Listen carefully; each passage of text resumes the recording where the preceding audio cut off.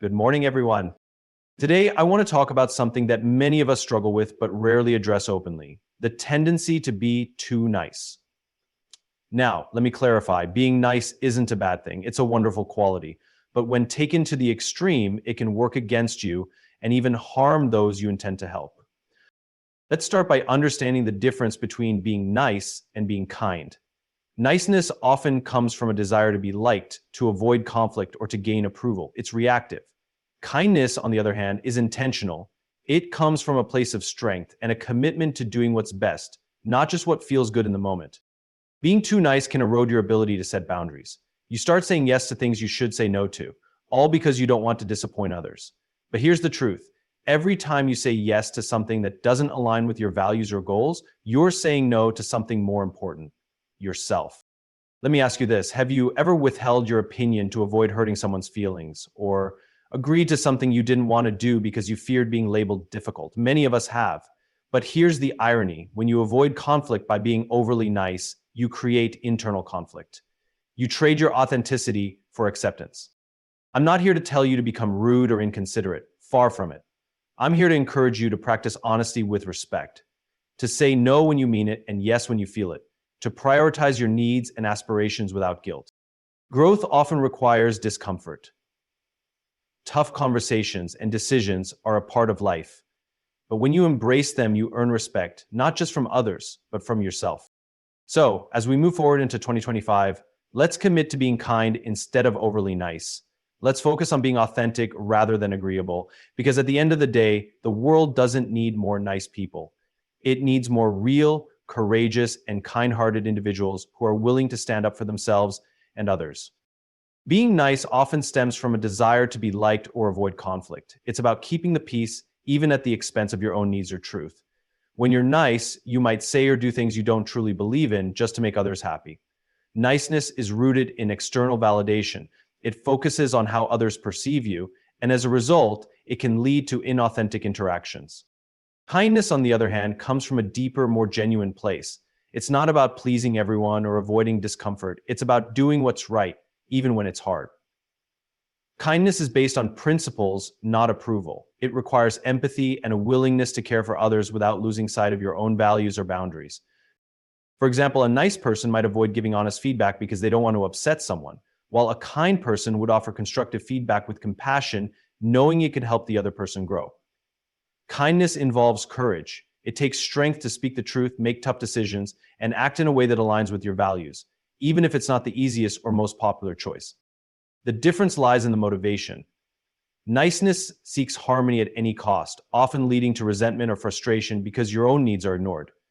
Kindness, however, prioritizes integrity and respect, creating relationships built on trust and authenticity. SCOMS. Setting boundaries is essential for maintaining healthy relationships and protecting your well-being. When you don't establish clear limits, you may find yourself overcommitting, feeling drained, or being taken advantage of, whether intentionally or unintentionally. Boundaries are not about shutting people out or being unkind. They're about defining what you are comfortable with and communicating that in a way that others can understand and respect.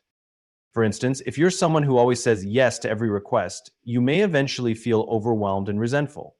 By setting boundaries, you're not just saying no to others, you're saying yes to your own priorities, mental health, and personal goals. It's important to recognize that you cannot give your best to others if you are constantly depleted yourself. Clear boundaries also improve the quality of your relationships.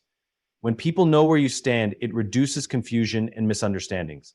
It allows others to respect your limits while also giving them permission to set their own.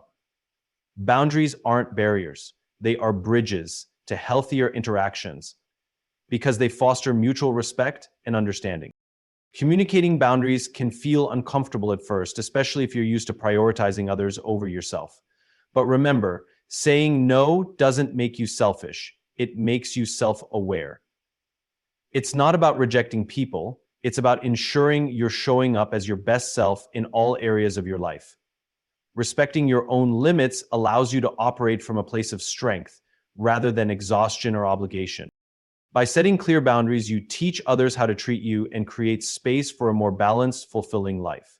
Boundaries are not acts of defiance. They are acts of self-respect and a foundation for meaningful, authentic connections.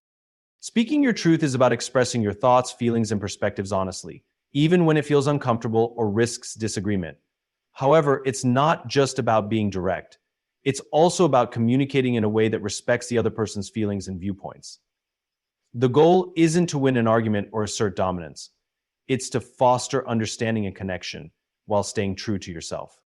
When you hold back your truth to avoid conflict or gain approval, you might find temporary peace, but it comes at the cost of your authenticity. Over time, this can lead to frustration, resentment, or a sense of being unseen or unheard. On the other hand, expressing yourself clearly and honestly can build trust and deepen relationships. People appreciate sincerity even when they don't fully agree with you. Respectful communication is key. Speaking your truth doesn't mean being harsh or dismissive. It means being thoughtful about your words and delivery. Use I statements to take ownership of your feelings rather than placing blame. For example, instead of saying, "You never listen to me," try, "I feel unheard when I don't get a chance to share my perspective." This approach reduces defensiveness and invites constructive dialogue. Speaking your truth with respect also means listening to others with an open mind. It's a two-way street. When you value their input, even as you share your own, you create an environment of mutual respect and collaboration. This balance allows for productive discussions, even on sensitive topics. Your voice matters.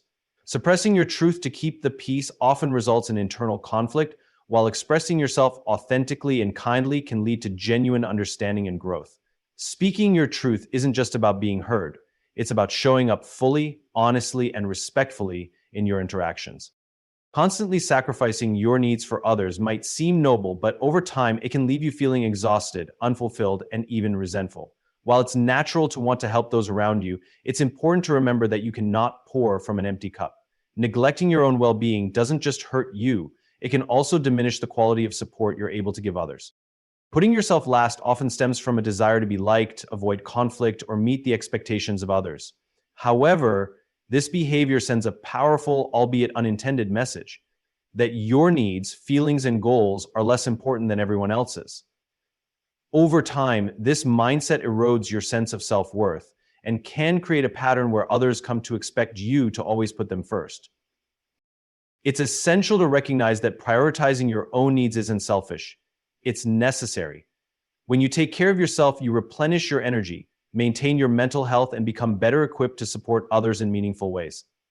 Meeting your own needs allows you to show up fully in your relationships, whether as a friend, family member, or colleague. Start by identifying what truly matters to you. Ask yourself, what are my goals? What do I need to feel fulfilled? Then take steps to honor those priorities. This might mean setting aside time for self-care, saying no to commitments that don't align with your values, or advocating for your needs in your relationships. It's also important to challenge the guilt that often comes with prioritizing yourself. Remind yourself that by meeting your own needs, you're not taking away from others. You're enhancing your ability to be present and supportive when it truly counts. Why? Finding a balance between giving to others and giving to yourself is key. When you stop sacrificing your needs for others and start valuing yourself, you create a life that's not only more fulfilling for you, but also more enriching for those around you. Discomfort is an inevitable part of growth, yet many people shy away from it, opting for the safety of their comfort zones. While it's natural to want to avoid challenges or difficult situations, true growth only occurs when you're willing to face discomfort head-on. It's in those moments of unease that you learn, adapt, and ultimately transform into a stronger, more capable version of yourself. Consider this. Every major milestone in life, whether it's learning a new skill, pursuing a challenging goal, or navigating a tough conversation, requires stepping into the unknown. Discomfort signals that you're pushing beyond your current limits, and that's where growth happens. If you always stick to what's familiar, you may feel safe, but you also risk stagnation. Embracing discomfort doesn't mean you have to dive into overwhelming situations all at once. It's about gradually expanding your comfort zone. Take small, intentional steps toward the things that challenge you. For instance, if public speaking makes you nervous, start by speaking in front of a small group before working your way up to larger audiences. Each step builds confidence and resilience, making the next challenge feel more manageable. Discomfort often brings valuable lessons. It forces you to confront your fears, develop problem-solving skills, and build emotional strength. You learn what you're capable of and gain a sense of accomplishment that can't be found in ease or complacency. More importantly, it shows you that you can survive and thrive even when things feel difficult. It's also important to recognize that growth isn't a linear process. There will be setbacks, moments of doubt, and times when discomfort feels overwhelming. However, those are precisely the moments when perseverance matters most. By staying committed to your growth, you build the resilience to tackle even greater challenges in the future. The discomfort you feel today is temporary, but the growth it fosters can last a lifetime. When you embrace discomfort as a natural and necessary part of progress, you empower yourself to achieve goals you once thought were out of reach. Growth may not always feel easy, but it's always worth it. Valuing yourself first is not about putting others down or being selfish. It's about recognizing your own worth and prioritizing your well-being so you can show up as your best self in all areas of life. When you value yourself, you set the tone for how others treat you, and you create a foundation for healthier, more balanced relationships. Many people fall into the trap of constantly prioritizing others, believing that their worth comes from how much they give or sacrifice. While generosity is a beautiful quality, it should not come at the expense of your own needs. Neglecting yourself not only leads to burnout, but also sends a message to others that your time, energy, and feelings are less important.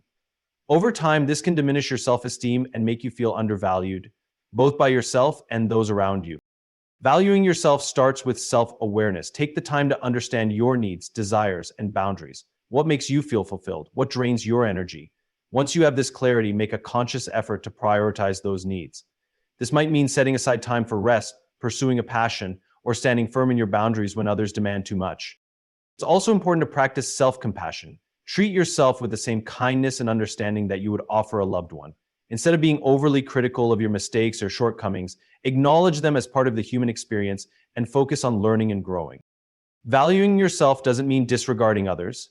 It means creating a balance where your needs are just as important as theirs.